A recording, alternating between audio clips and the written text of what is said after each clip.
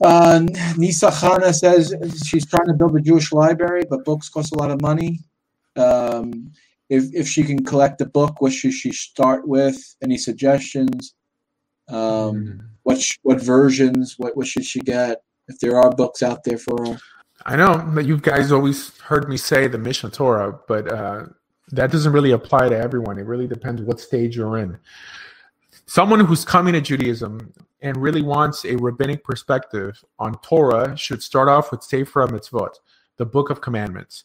The Book of Commandments of the Rambam, he basically goes through the 613 commandments. Honestly, there's more than 613 commandments. There's just a tradition that it's 613 because Torah, this is how it appears in the Talmud, that Torah is the Gematria 611, and the two commandments that God literally uttered on Mount Sinai and before Moses took over makes it 613. But there's more than 613 commandments. But anyways, being that there's a tradition of 613 commandments, the Rambam enumerated them, even though they predated the Rambam also. There's another enumeration. And even after him, there's other enumerations. I think the Ramban also has a enumeration, which has different commandments. I think there's 18 different commandments in the Ramban's enumeration than in the Ramban's. But regardless, it's an attempt to extract and explain all the commandments that appear in the Torah from not just a rational, but a rabbinic perspective. And that's really where your first walk in the rabbinic world should begin. Understand how these commandments were kept in a uniform manner. Not murdering and not honoring your parents, these things don't have to necessarily be explained because ethical commands are pretty self-explanatory. But ceremonial commands have to be understood in a uniform manner for them to mean anything. If there's a command to keep Shabbat with a death penalty attached to it, you better believe that there has to be a consensus on how Shabbat was kept. So God tells us to listen to this court, and these ceremonial laws, and also the ethical ones, are explained in the Book of Commandments. So that's where you should start. Now, interestingly enough, the Book of Commandments, Sefer Mitzvot, actually was part of Mishnah Torah. It was really one book, and at least according to Rav Hershel Schechter, they were split for the printers. The printers split Sefer Mitzvot and Mishnah Torah to make more money. But it was really one book. Even nowadays, if you look at Mishnah Torah, as it exists, even on Chabad.org, it starts off with the 613 commandments, but it just doesn't have the explanations. So why would it start off like that if it didn't have the explanation? You know, like why not just put the explanation? So Sefer Mitzvot and Mishnah Torah was really sold as one book because that's how the Rambam wanted you to learn it. Mishnah Torah and Sefer Mitzvot were the stepping stones that he wanted to give an unaffiliated Jew coming to Torah for the first time. Clearly, the Torah is the basis. You should study the 5 books of Moses. Once you have a knowledge of what appears in those 5 books, hop into Sefer Mitzvot and understood how these laws were kept as a nation. Once you have a grasp of the commandments in the Torah, then you could move into rabbinic law, the rulings of the judges. And this is what appears in Mishnah Torah. And that's really all you need. The 5 books of Moses, Sefer Mitzvot, which is going to explain the commandments in the 5 books of Moses, and Mishnah Torah. Every book of Mishnah Torah starts off listing the positive commandments and the negative commandments in that book. There's 14 volumes within the Mishnah Torah. And if someone just finished reading how he explained that command in Sefer Mitzvot, it makes more sense that from this command, halachot spring forth. Halachot are ways to understand a mitzvah. Outside of other halachot that are gezeros and takanas that were actually invented by the court itself, many halachot are just explanations of mitzvot. The mitzvah is not a halacha necessarily.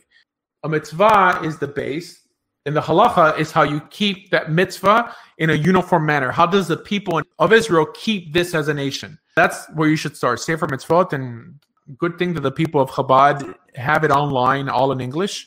The Book of Commandments, or Sefer HaMitzvot, and Mishnah Torah after that. But the base is the 5 books of Moses. I mean, you guys really should emulate the Muslims in this and really try to start memorizing the 5 books of Moses, just how they memorize the Quran.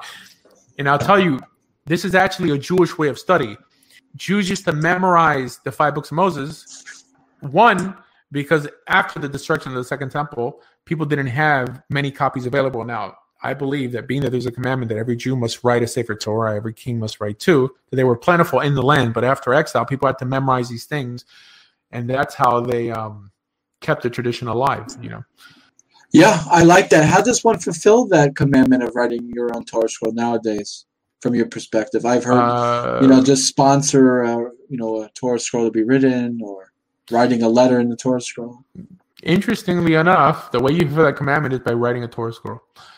No, the Peshat, I don't care what people say. I mean, people really try to water down Judaism. Here, look. Well, you ever heard of having a Jewish library in your house is fulfilling that mitzvah as well? I've heard a lot of things. I've heard by writing one letter in a Sefer Torah, you fulfill that commandment. That's stupid. Clearly, I haven't written my own Sefer Torah, but that doesn't mean that I'm going to ignore what the Torah says. That's what the Torah says. But why should I dumb down Judaism saying that if you write or pay for a letter to be written in a Sefer Torah that you fulfilled the commandment of writing a Sefer Torah? Honestly, from a Torah perspective, you're going to kick people out of your community for breaking Shabbat from a Torah perspective. Oh, no, but this Torah command, just toss it away. Come on, guys. We have to be intellectually honest. That being said, I haven't written a Torah scroll, but I think it's a bigger problem when people deny that laws exist than when they admit that they break those laws.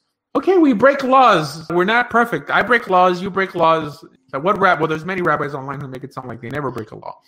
Okay, but the problem begins when you start saying that there wasn't a law to begin with, or this law never existed, because that's when you're destroying the law for other people.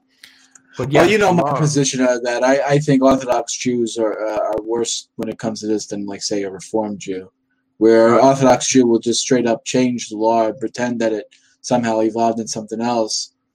Just keep a library of books. Don't you think that's worse than a Reform Jew? Does the same thing. Reform say, it doesn't mean that a man can't lay with another man like he lays with a woman. I mean, they even reinterpret it all the time. And worse, they'll say that it doesn't apply today. They're all doing it.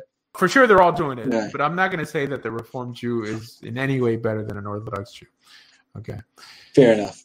Well, we kind of disappointed Lisa out there. She was a little upset. So she goes, so no Messiah will come. So what happens at the end? ? There is no end. There is no end. Isn't that the so big finale? Relieving? It's so liberating to assume that there is no end.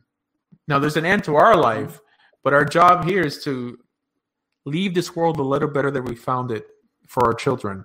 Let's think like that. The reason these Eastern societies don't progress is because of this notion of reincarnation. Is they're like, oh, you know what? If I don't get it done in this life, I'll get it done in the next life. Who cares? And this is why places like India still have the plague, because that form of thinking doesn't get you to progress. But if it's all about the here and now and saying you know what? No. I'm going to put money together. I'm going to start a business. I'm going to name it John and Sons. I'm going to focus continuing my line and continuing a Torah legacy for my name. That is completely detached from some world to come or awaiting some celestial bailout. I think biblical history is linear. It's that we're not waiting for an end of days. First of all, the concept doesn't appear in Torah. The notion of later days appears, but that just means, that could be tomorrow, that could be next week. That doesn't mean that there's an end of time coming. That's just Peshat. That's it.